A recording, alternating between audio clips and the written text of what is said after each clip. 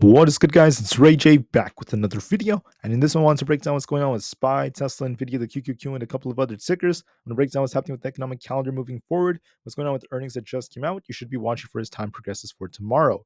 But before I break the devil's information, before I get into any more details, let me just mention a couple of things. I am personally not a financial planner, so take nothing I say as financial advice. And also, if you guys can, please check out the Moomoo link, which is down below and in the description.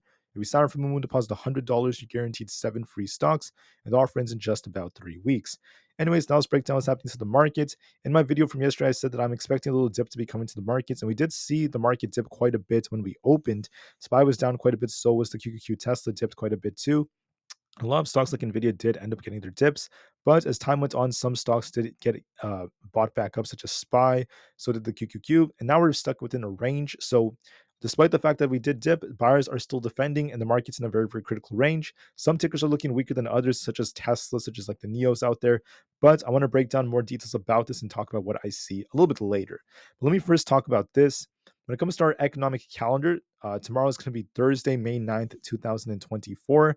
At 8:30 a.m. Eastern Standard Time, we have initial jobless claims coming out. At 11:30 a.m., we have the 4-week and 8-week bill auctions. Then we have Dowley giving a speech at 2 o'clock p.m. Now, all of this is very important. This could cause some volatility, but look for volatility 1 hour before market open as we have initial jobless claims coming out. On top of all of this, I just want to call out that for earnings, we just got ARM, Airbnb, AMC, and a few others that just announced. And then for Thursday, we have Roblox, Warner Bros., and a few others, not to mention Marathon and Unity.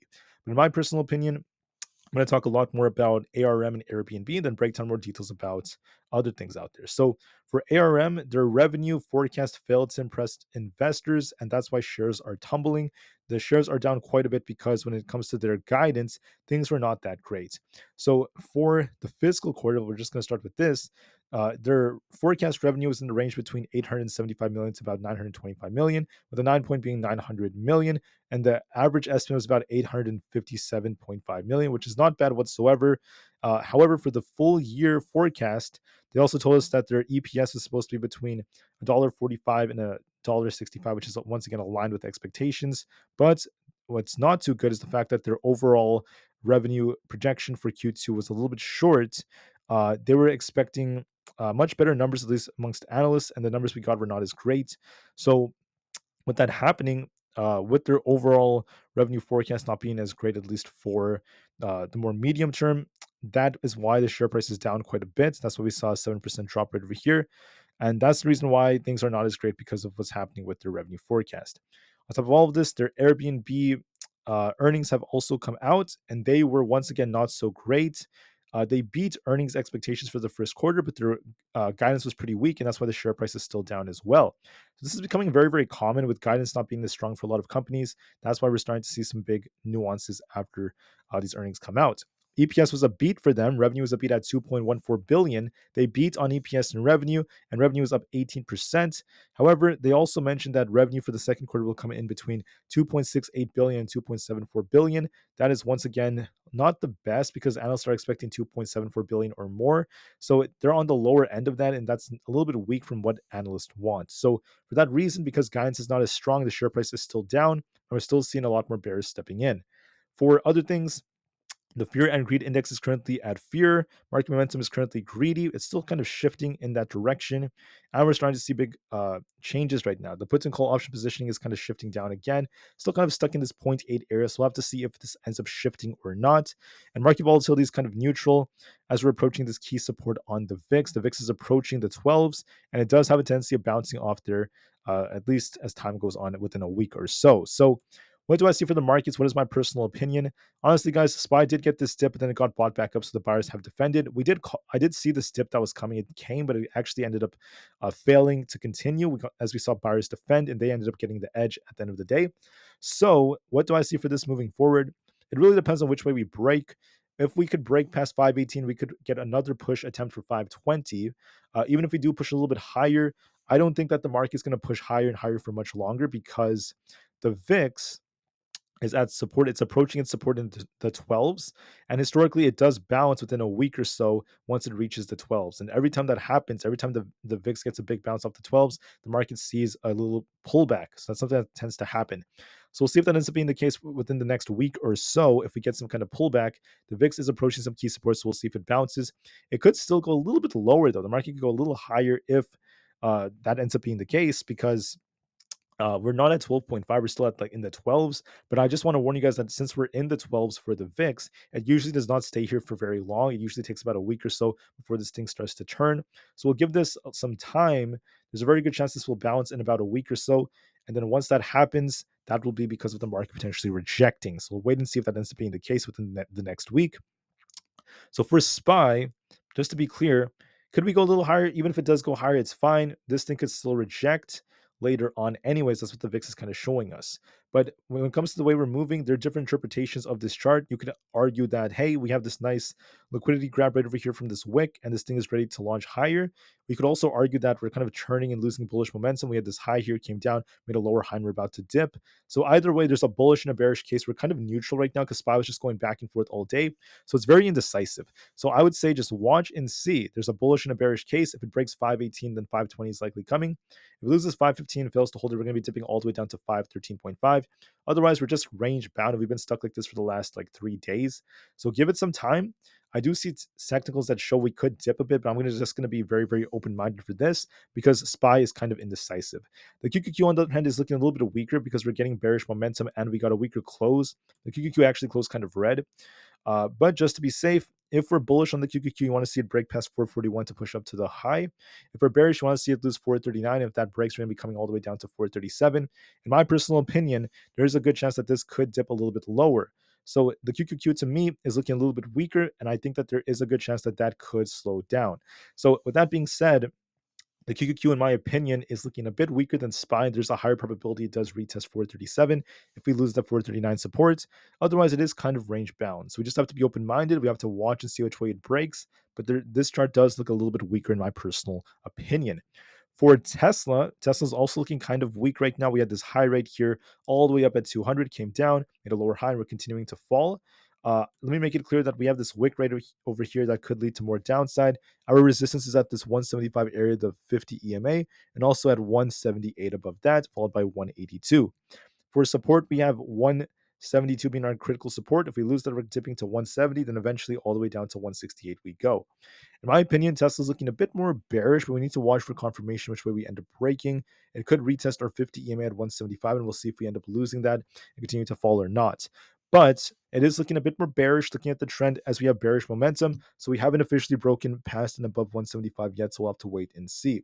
But based off the way we close, we are looking a little bit weaker, and there is a risk of more downside amidst all the bad news that's coming out.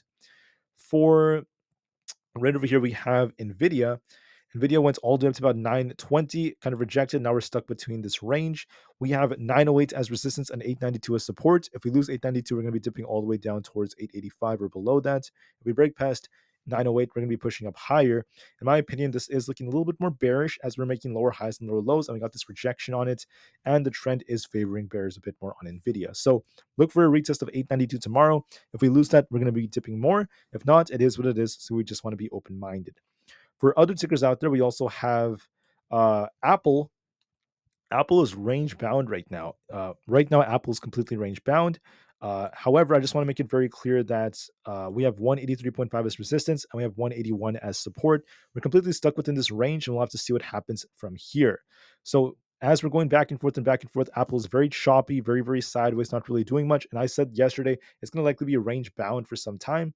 So that's what's been happening so far. Now, could we dip a little bit? It is possible, but I'm not really seeing signals of it yet unless we break 181. Overall, it's just completely sideways, so give it some time. And for Neo, for the people interested in this, we're looking a bit more bearish. We have a head and shoulders like structure. We're going to likely test our 200 EMA at 5 flat, so I do see it eventually dipping. Could rebound to 5.3 and eventually drop, but that's what I'm seeing for now. With that being said, guys, that is it at least for the main five. Let me just go over a few more very, very briefly and very, very quickly. Palantir got a big rejection after earnings have come out.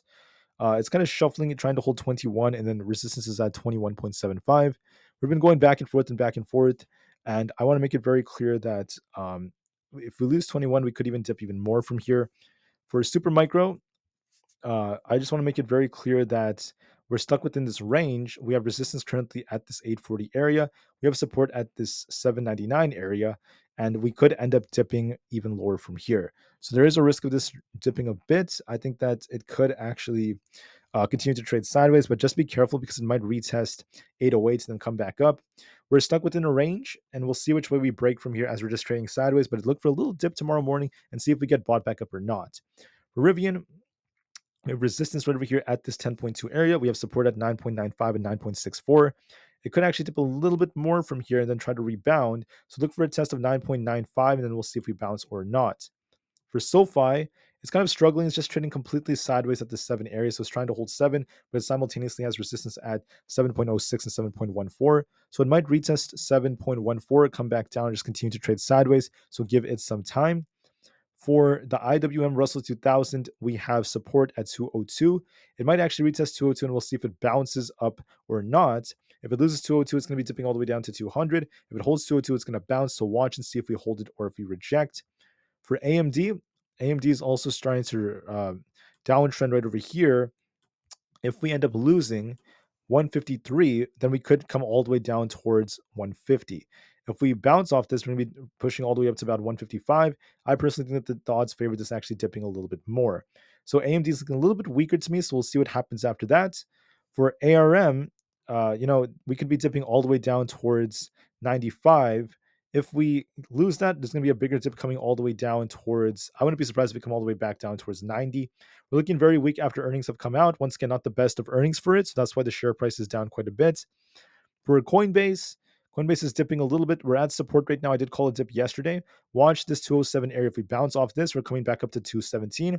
If we lose 207, we're dipping all the way down to this imbalance at 200. So watch 207. Do we bounce and go up to 217, or do we end up losing support and dip even lower? For Amazon, we're kind of dipping right here at towards 186 as support. If we lose that, look at 183.5. As of right now, we're kind of stuck, but I do see a risk of this dipping a little bit lower. For Meta, I'm seeing that Meta is actually showing some strength. We are kind of fighting at the 200 EMA. So watch 472.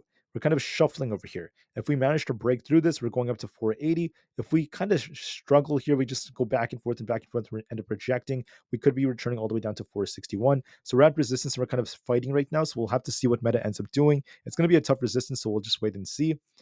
For Microsoft, looking a little bit more bearish. I could see a test of about 409 and eventually 406. So it's looking a little bit weaker to me. I might see a little dip before it tries to rebound. For Google, I called out yesterday it might dip a little bit towards our 20 EMA. I think it's going to test this tomorrow at 169, then try to rebound and maybe continue to trade sideways. If it loses 169, it's dipping down to 166. But as of right now, look for a little bit more downside and see if we get a bounce or not. The VIX is falling, right? And this is because the market is still holding up well. However, we're approaching critical support in the 12s, 12.5 area. Okay, why is this important? Because every time we hit the 12.5 area, the VIX bounces. And when the VIX bounces, we see SPY drop at least 8 to 10 points. It drops down and gets a pullback every time this VIX gets a big bounce off the 12s. So we're in the 12s now. We're typically not there for longer than a week. Typically, we're just there for like a day or so, and then we end up getting a rejection, at least in the markets. Or there have been some instances where it lasted like about like a little bit over a week. So within the next week, or so, there's a very good chance that the market will end up seeing a little bit of a pullback. I just don't know when. I don't know exactly when and where yet, but just keep this in the back of your mind. The VIX is in a critical place, and this will likely bounce eventually. It could shuffle for a bit as the market is trying to top, and then we'll see what happens after that. Our resistance happens to be around 4.52. We have support currently at around 4.46. And if we lose this, we're going to be dipping all the way down to 4.4. This is looking like it's kind of flat right now. If the 10-year treasury yield kind of dips back down to fill this gap, this could be bullish for the market. So we'll just give this some time. In my personal opinion, this might actually start to bounce a bit because of the fact that the Fed speakers are saying they want to keep rates higher for longer. So we'll see, we'll see if that ends up being the case. And then for the dollar index, the dollar index has 105.48 as support, followed by 105. We will see if this bounces off support or not, if this is forming like a cup and handle. And if this starts pushing higher, this would be bearish for the market. So we'll just have to wait and see. With that being said, I appreciate every single one of you. I want the best for everyone. Thank you all so much for listening. And I will see you guys very soon tomorrow morning. Thanks again, and peace out.